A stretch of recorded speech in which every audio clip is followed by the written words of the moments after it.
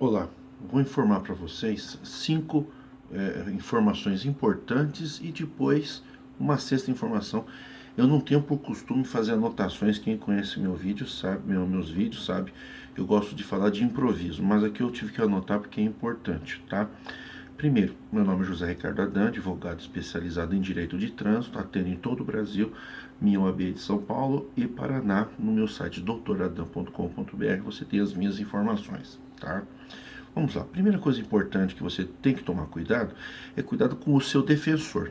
Quem é que vai te defender? É um advogado especializado? É um advogado que você pode consultar a OAB dele, ver se ele está regular perante a OAB, se ele é especializado em direito de trânsito, que isso é muito importante, porque não é só ser advogado, já é importante ser advogado. E eu sempre digo, confie no seu advogado, no seu advogado. Eu sou advogado, tenho defesa dos meus clientes, mas você não precisa contratar eu, você pode contratar qualquer advogado que seja de sua confiança. Tá?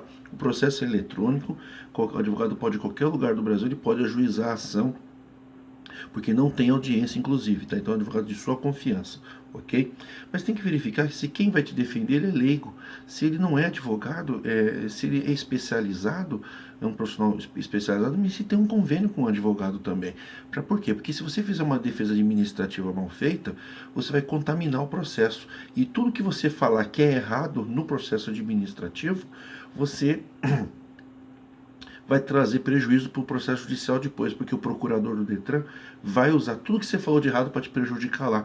Então você não pode fazer, mesmo no administrativo, fazer defesa mal feita. E o Detran induz as pessoas, não precisa de advogado. A pessoa leiga coloca informações lá que prejudicam a sua própria defesa, que não tem conhecimento de direito processual, e isso que ele comete de erro, o procurador do Detran, lá na esfera judicial, eu falo porque trabalho na esfera judicial com mais de 50 processos já, né? Ele usa o que você falou lá e contamina a sua defesa e você perde. Então não adianta falar que o administrativo faz de qualquer jeito e se der eu procuro advogado, porque o processo vai contaminado. Tá? Então não vai pegar vendedor de defesa, pessoa que está desempregada e começa a fazer bico. Né? Fazer recurso de multa ainda é tolerável, mas processo administrativo de suspensão, cassação é algo sério, porque você pode ficar 6 meses sem dirigir, 2 anos, e se dirigir cassado comete crime. Tá? E advogado criminal tá caro. Também faço advocacia criminal de trânsito e posso dizer para vocês que é caro. Então, pensar bem antes de praticar, tá?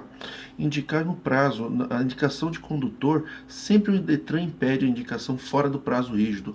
E até na primeira instância judicial, alguns juízes também não cumpriu o prazo, entendeu? Mas se você leva o processo, nesse tipo de processo, ele vai para a turma recursal e vai para o STF também, pode ser aplicado na ampla defesa a indicação fora daquele prazo rígido do Detran. Quando instaura a suspensão, instaura a cassação, o Detran não permite mais a indicação de condutor, ferindo o princípio da ampla defesa.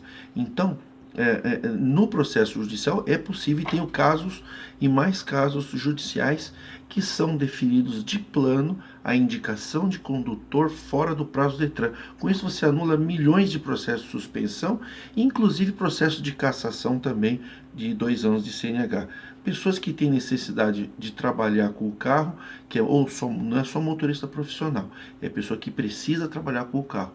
Essa pessoa não pode perder o direito de dirigir, que é para trabalho. Não é porque dirigir, mas a questão é o trabalho. Se afeta o trabalho, a pessoa pode, inclusive, tem pessoas que perdem o emprego, pode vir perder o emprego, pode perder um emprego que está entrando por uma suspensão. Então você pode levar isso para o juiz, que o juiz togado de direito vai pesar em alguma das instâncias recursais o direito constitucional ao trabalho. O objetivo do CTB é educar e não gerar desemprego.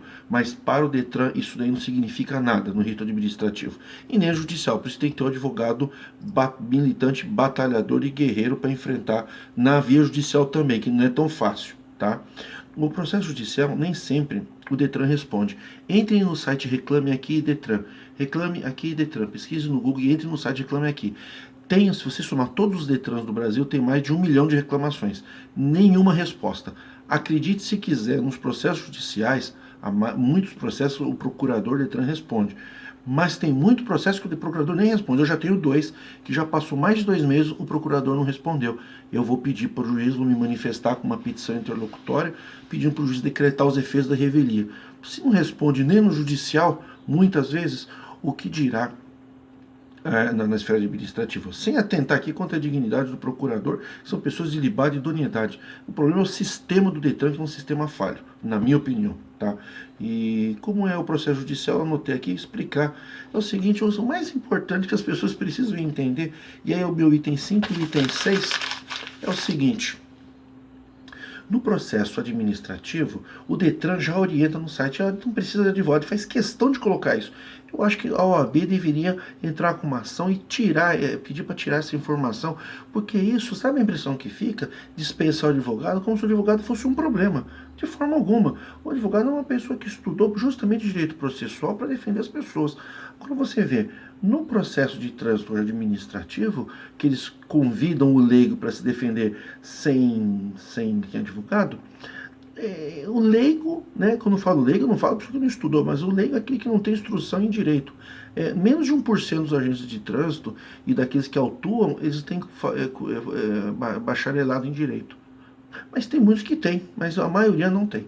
Então você é autuado, autuado por pessoa leigo na acepção jurídica da palavra.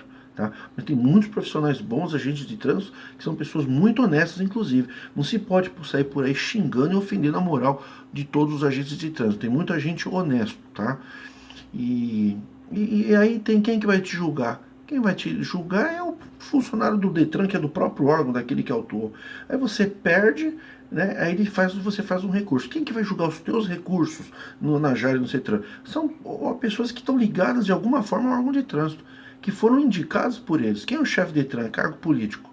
Então você vai recorrer para quem te acusou. Quem te acusou vai julgar. Então, nesse princípio, o Detran é acusador, orientador, o próprio advogado do cidadão, porque as pessoas vão tirar informação com o funcionário de balcão. E o funcionário de balcão do Detran, a maioria esmagadora diz, não recorre que não vale a pena, e a pessoa acredita nisso. Não recorre. Então, ele é acusador, é o próprio advogado, orienta as pessoas como se defender, que ele está fazendo o papel de advogado, e julga as pessoas. Você apela em segundo grau e eles julgam também. Claro que você vai perder. É por isso que as pessoas perdem. No processo judicial, não. No processo judicial, o Detran passa a ser réu. Tem o juiz de direito e você passa a ser o autor da ação. E se tiver que apelar, vai passar por um juiz de segundo grau. Entendeu? Aí o Detran passa a ser réu, ele já não julga nada. Por isso que você tem muito mais chance de vencer no rito judicial.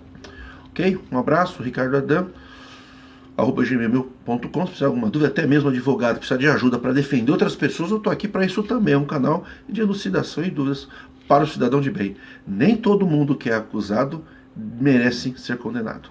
Um abraço.